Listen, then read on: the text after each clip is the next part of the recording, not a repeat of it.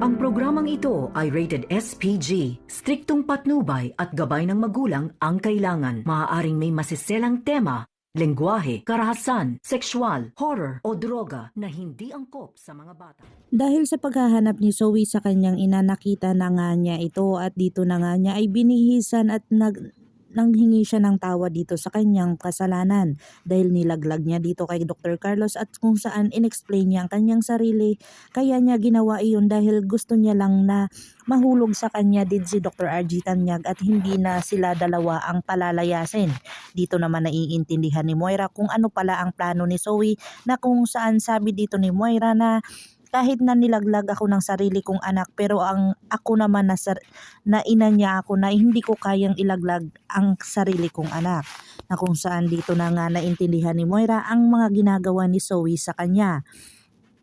At habang kumakain sila ay nakita sila ni Giselle doon sa kanilang pinagkainan. Dito na nga ay tumawag si Giselle sa kay Lynette dahil sa may naaamoy siyang fleshy doon sa kanyang kinaroroonan.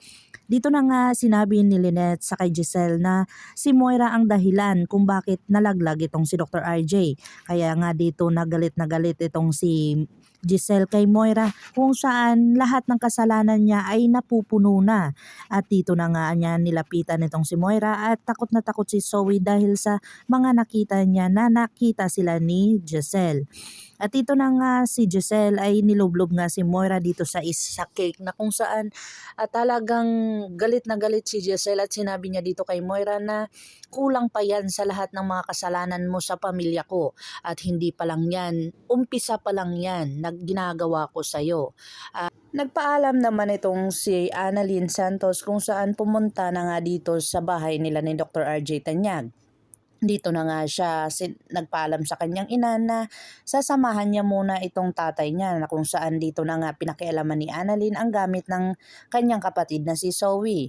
Pero hindi inaasahan itong ang si Dr. Carlos Benitez ay sinabi niya sa kay Zoe na andun si Annalyn sa kanilang bahay. Kaya agad-agad itong umuwi at dito na nga niya nasaksihan na si Annalyn ay gumamit ng kanyang mga gamit at kung saan dito na nga narinig ni Dr. RJ Tanyag ang lahat ng mga pag-uugali at inaasal ni Zoe na kung saan hindi nagkakaiba sa kanyang inang si Moira. Agad-agad naman itong nilakihan ng boses ni Dr. RJ Tanyag itong si Zoe nang dahil lang sa hindi maganda ang kanyang ginagawa kay Annalyn, na kung saan wala naman itong ginagawa si Annalyn sa kanya pero ang pangit ng ipinapakita niya sa anak niyang si Annalyn. Kaya dito niya na sinabihan na wag mong awayin si Annalyn kasi ako mismo ang nagdala kay Annalyn dito para samahan niya ako kasi wala na talaga akong tiwala sa iyo.